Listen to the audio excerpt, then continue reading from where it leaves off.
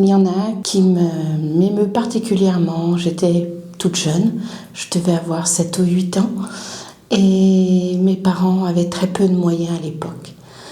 Et ils ont tout fait pour qu'on ait un Noël magique, dans le sens où ma maman avait acheté une petite poupée pour ma sœur, pour moi. Elle avait acheté un petit véhicule pour mon frère. Et cette petite poupée mannequin, ma maman est couturière.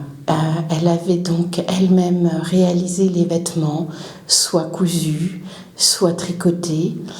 Mon papa, qui travaille le bois, qui est assez manuel, avait construit un petit lit en bois.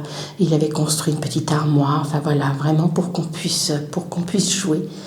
Et voilà, de manière toute simple, c'est vraiment un souvenir qui me marque, parce que ça montre à quel point mes parents nous aimaient et qu'ils souhaitaient vraiment nous donner tout l'amour qu'ils pouvaient nous donner.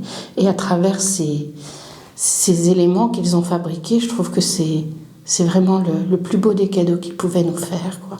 Ce partage et cet amour qui transparaissait, qui était vraiment le plus important. Alors, le vrai sens de Noël, pour moi, c'est le partage, la famille et surtout la naissance de notre Seigneur Jésus-Christ. Alors, au quotidien, ça me porte le sentiment d'appartenir à un collectif de conviction, un peuple en marche qui partage une même espérance.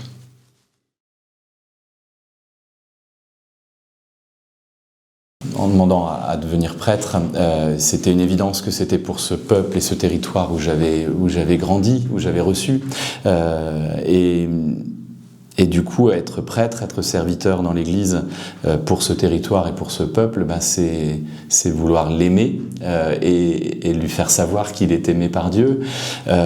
Et puis, je crois aussi, là, dans mon service de curé et de vicaire général, de pouvoir essayer d'y mettre de la communion et de la paix dans cette vie de l'Église, dans la vie de ce territoire et de ce peuple, et d'appeler à s'engager pour la communion, pour la réconciliation, pour la paix.